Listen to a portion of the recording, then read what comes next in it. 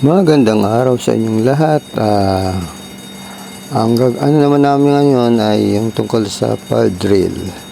Una sa lahat ay shoutout ko si George Barber, si Sir Alfie, si Jerona Santos, si Sir Ruben Rafael Santos, si Sir Regan, si Sir Mike, si Angel, si Christopher Guillem, Joey Skitibi,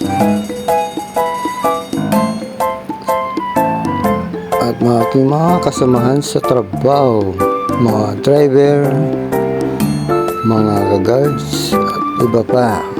Shoutout ko sa lahat at saka sa mga koromastahan sa Bicol. Shoutout aking nanay at aking mga kapatid. Yan, ginaganap talaga na sa amin.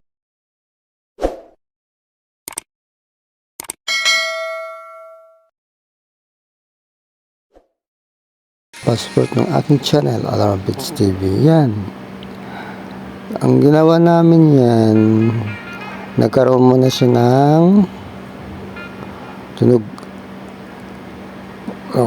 tumunog muna bago nang silabasan ng tao. Saka na kami separate ng mga gamit dito katulad ng commands, katulad ng emergency. Saka na namin nilagay yan.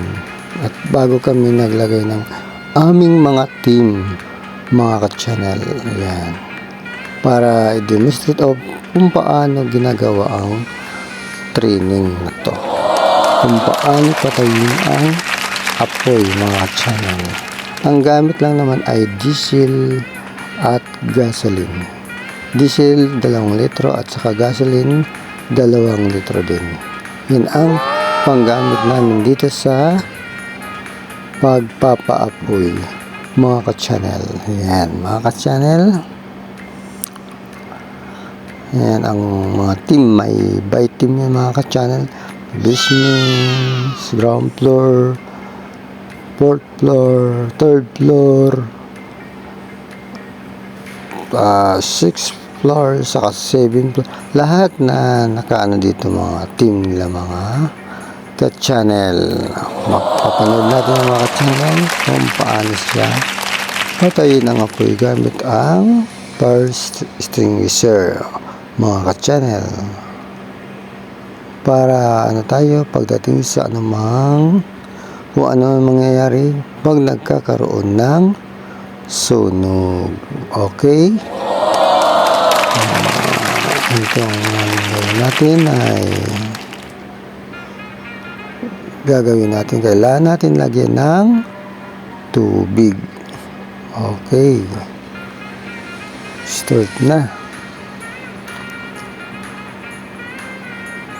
At mamaya ay lalagyan siya ng gasolina.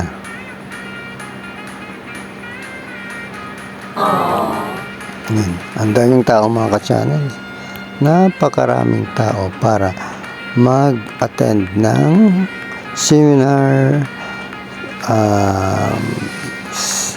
fire drill, mga ka-channel. Yan, yun na ang gasolina. Nasa ng gasolina. Okay, konti lang naman ang gasolina sa ilalagay. Kasi sa tubig kasi pag naglalagay yan, nasa ano siya, nasa ibabaw yung gasolina niyan. Pag nasa ibabaw yan, pag nasa tubig yan, ang gasolina nasa ibabaw. Kaya pag may apoy yan, mabilis lang talaga yan. Mabilis lang siyang silaban kasi nasa ibabaw lang yung chemical na yan, mga ka-channel. Ayos. Okay. Konting konti mag-uumpisa na para paapuyin itong mga ka-channel. Okay, mga channel, nag-start na para paapuyin ito. At paano din ito patayin.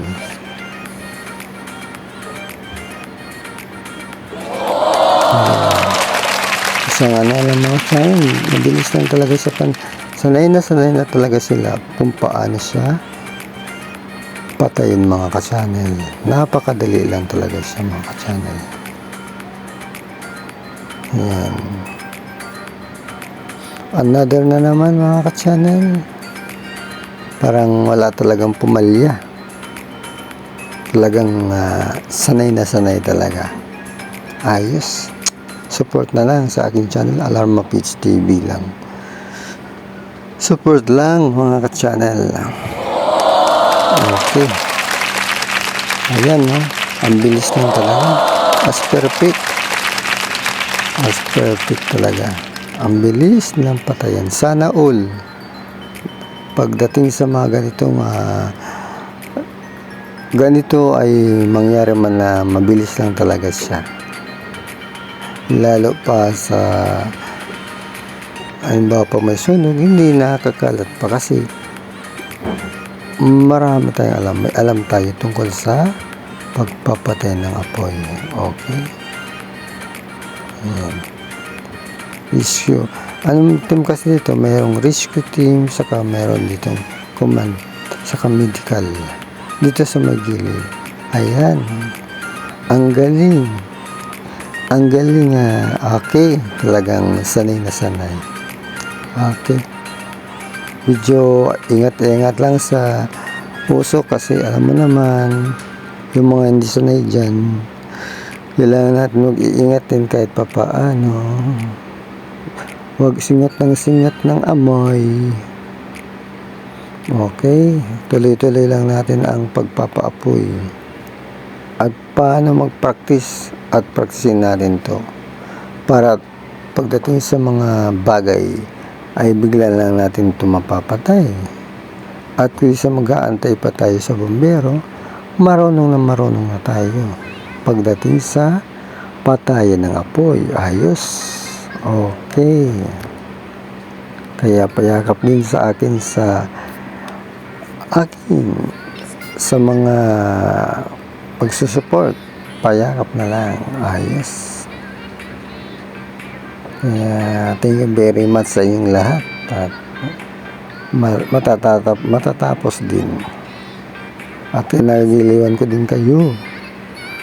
At congratulations sa lahat na nagsasanay at nagseparate sa aming team.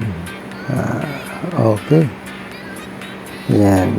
Ayan, ang galing. Babis kayo talaga. Makumpare, ang gagaling nyo. Okay, tuloy lang ang ating pagpapaapoy dyan. Kaya kung sino pa man ang gustong magpatay ng apoy, halina kayo para kahit papaano. Masanay kayo dito.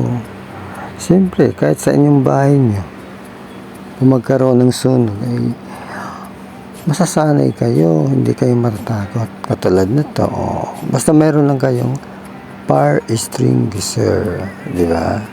Ang gagaling nyo, sana all. Okay, napakasimple lang talaga. Basta meron kayong gamit ng fire extinguisher. Saka kayo kaya lang